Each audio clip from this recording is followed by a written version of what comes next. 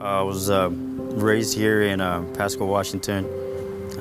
As I was growing up here, I grew up in a split home. So my mom and my dad were always arguing and fighting, and there was really no attention on me and my siblings. So in the middle of all this, I kind of just started hanging out with the wrong crowd, and I was able to get out of the house with nobody really like paying attention to me. So I ended up becoming involved in this gang and in this lifestyle with drugs and kind of like trying to fit in and be a part of the scene because I really don't have a father figure, you know, like my dad's always gone. So these gang members that I'm being surrounded by, they become my father figure, and I see that as they're people that get respected and people that get looked up to in the school. So that's who I want to be, and so I end up becoming involved with these gangs. And at the age of 15, we get arrested and stuff. I get arrested for possession of a firearm charge, and I end up going to do some time for this for minor in possession of a firearm charge, and I end up doing some time for that. When I get out, I get kicked out of school, and so it just kind of makes me get more involved in the gang because I don't have to go to school now.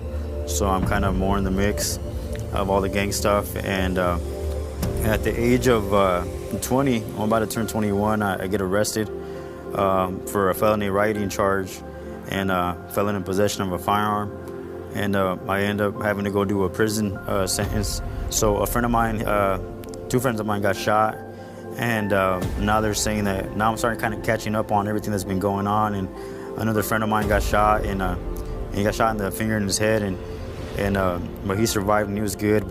And as we're driving down Court Street, the rival gang pulls up right next to us, and at first I don't notice it, but I hear like someone yelling and stuff, and so I roll down the window and I notice that it's these guys, you know, and I have my kids in the back in the car seats and stuff, and so they're over here, and one of the guys waves a gun, and I mean, I had a gun as well in the car at the time, but I didn't want to shoot or do anything because my kids were in the car. And so I told my friend, I was like, hey, just take me home. And I kind of sit there and with the kids, and I'm kind of panicked a little bit too because the situation could have gone really bad. And I knew if they would have shot the car, they would have shot my kids or just the car alone. So this girl tells me that that I should go to church and stuff like that. And so I go to church, and I'm at the church, and the message that they were preaching kind of was speaking to me, like to what was going on in my situation there in that time. I wasn't a person that had a lot of patience, so I want stuff to happen immediately, and stuff's not happening for me. It's already been like a couple weeks, and Pastor Tony had gave me this Bible, and I'm reading scriptures and all this stuff, and I was like, man, like I've been praying and nothing's really happening. I'm already looking for other alternatives to instead of just waiting for God to come through, to like start selling drugs or something so that I could get myself back on my feet. That week I had gone with my brother and gone to a dispensary because when I went into prison there was no dispensaries, and I got out and weed was legal. So I had gone with my brother, and we had been smoking dabs, and now I'm here like a couple weeks later, and I know it takes more than 30 days to get clean. And my probation officer calls me and he tells me like, hey, you need to come in. You were supposed to be here yesterday. And he pulls out a UA cup and he tells me, he goes, can you give me a UA? And so I kind of stared at it for a little bit, and I was like, oh yeah. And he tells me, he's like, are you clean? And I don't know if he could tell that I was like nervous. And I told him, I was like, oh yeah, of course, yeah. I was like, I'm clean. But I remember I was saying this little short prayer, and I was like, God, I was like, if you're real, I need you to show up like right now. I need you to help me. So when he gives me the cup, I look at the cup and I'm clean. Like THC is all normal, everything is normal, and I'm kind of like at all a little bit. I'm kind of like, oh my gosh, like I'm clean, you know. As we're driving back home and stuff, my sister was a Christian, and she was also trying to get me to church, and I just never really went with her. So she's listening to this radio station called K-Love, and as we're driving, there's this guy, and he comes out, and he's on the radio, and his name's Luis Palan. And he's talking about how in the Hebrew language there's no word for coincidence.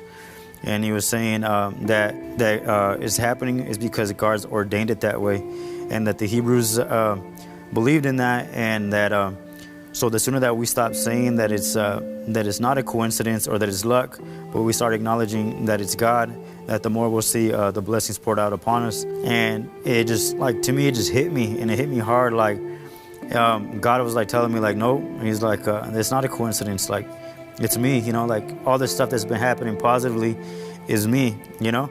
And so I'm looking out the window and I'm just kind of like lost. And so as we drive home, I turn around and look at my sister, and I'm like kind of emotional. Now I'm just seeing God move, and like I could just see him, that he's all over me. He's kind of like pushing me to go to church, and he's like, I feel like he's just answering me. Like everything that I'm asking is just happening fast.